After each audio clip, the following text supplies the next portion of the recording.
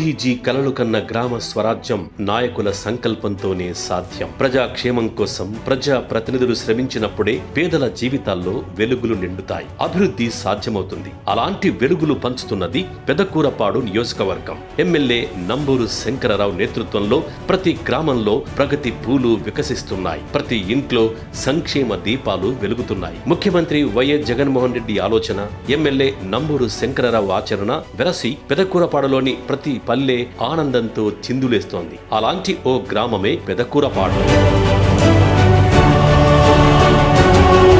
పేరుకి నియోజకవర్గ కేంద్రమైన అభివృద్ధికి ఆమడ దూరంలో ఉండేది పెదకూరపాడు గ్రామం. 2019కి ముందు పాలకుల నిర్లక్ష్యం పెదకూరపాడు పాలిట శాపమైతే నంబూరు శంకర్రావు రాకే వరమైంది. గత 5 ఏళ్లలో అభివృద్ధిలో అందరికంటే ముందు నడుస్తూ మిగిలిన గ్రామాలకు ఆదర్శంగా మారింది.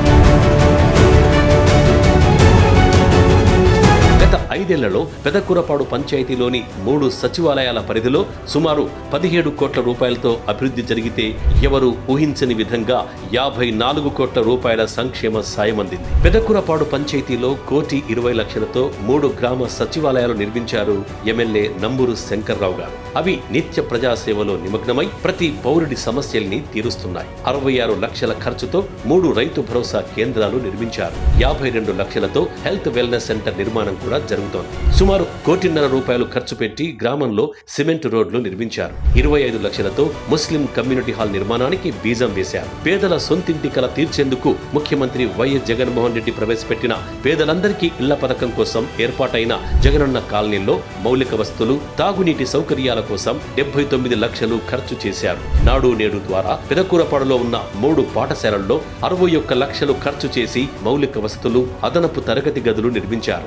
బాలల భవిష్యత్తుకు బంగారు బాట వేస్తున్నారు. వీటితో పాటు గ్రామాభివృద్ధిలో భాగంగా త్వరలో అనేక అభివృద్ధి పనులు చేపట్టబోతున్నారు. బల్క్ మిల్క్ సెంటర్ నిర్మాణం కోసం 21 లక్షల నిధులు మంజూరయ్యాయి. 16 లక్షలతో డిజిటల్ లైబ్రరీ ఏర్పాటు చేయబోతున్నారు. గ్రామంలో ప్రతి ఇంటికి సురక్షిత మంచినీరు అందించేందుకు 2.5 కోట్లు మంజూరయ్యాయి. వీటి పనులు కూడా ప్రారంభమయ్యాయి. ఇవి కాక 4 లక్షలతో ఆర్ఓ ప్లాంట్ ఏర్పాటు చేశారు. పంచాయతీరాజ్ గెస్ట్ హౌస్ అభివృద్ధి కోసం 2 లక్షలు, కమ్యూనిటీ హెల్త్ సెంటర్ లో రిపేర్ల కోసం 2 లక్షలు ఖర్చు చేశారు. అన్నింటికంటే ముఖ్యంగా పెదకూరపాడులో 8,30,00,000లతో అత్యాధునిక సౌకర్యాలతో ప్రాథమిక ఆరోగ్య కేంద్రాన్ని నిర్మించి ఇటీవలే ప్రారంభించారు.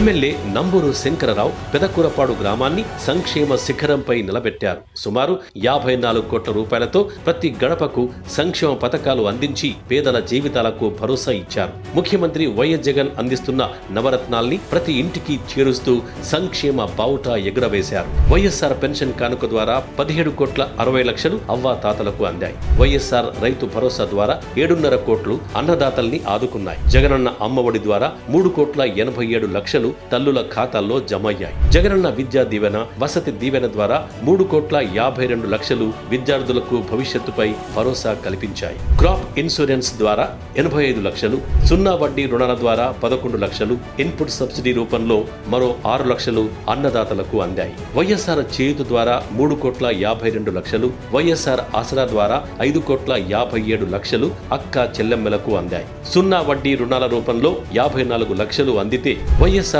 ఆరోగ్యశ్రీ ద్వారా ఏకంగా 2,48,00,000 ఎన్నో జీవితాలను నిలబెట్టాయి. ఈబీసీ నేస్తం, కళ్యాణమస్తు, కాపు నేస్తం వంటి పథకాల ద్వారా 85 లక్షల మేర లబ్ధి చేకూరింది. హౌసింగ్ డీబీటీ ద్వారా 2,26,00,000 మేర పేదలకు లబ్ధి చేకూరింది.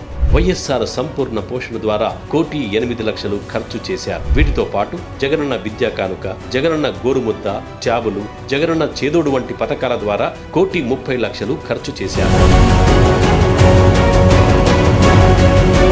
పెదకూరపాడును ప్రగతి పథంలో నడిపించిన ఎమ్మెల్యే నంబూరు శంకరరావు గారు మరోసారి ప్రజా ఆశీర్వాదం కోసం వస్తున్నారు. మంచి చేసిన నాయకుడికి ప్రజలు అండగా ఉండాల్సిన సమయం వచ్చింది. అప్పుడే గ్రామాలు మరింత అభివృద్ధి చెందుతాయి.